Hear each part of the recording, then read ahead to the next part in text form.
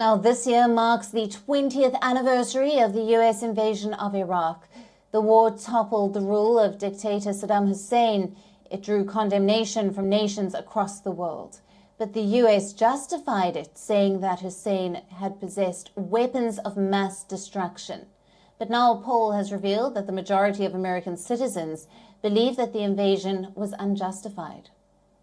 Now, this poll has been conducted by agencies Axios and Ipsos.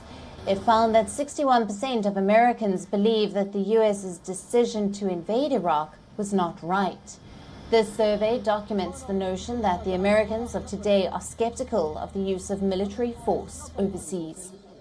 If former presidents like Barack Obama and Donald Trump had criticized the war, they even made this criticism an important element of their presidential campaigns. They had their reasons. The war didn't only take a toll on America's global reputation, but also on its resources.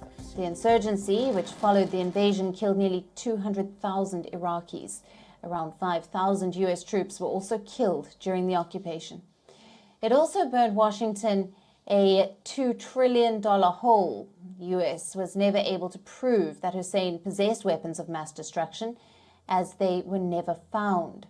But despite this, then President George W. Bush gave his now infamous mission accomplished speech in May. It came just 5 weeks after the US had begun invading Iraq in 2003. Initially, it was viewed positively by the majority of Americans. A poll conducted at that time found that 66% of Americans were in favor of the invasion. But after 2005, this opinion began to tilt in a negative direction.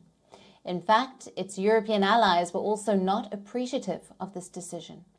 Now, after years, this poll has emerged which says that only 36% support the invasion, but the majority of the younger generation feel against it, thus strengthening the notion that modern America feels nothing good about this invasion. Americans can have confidence that the banking system is safe.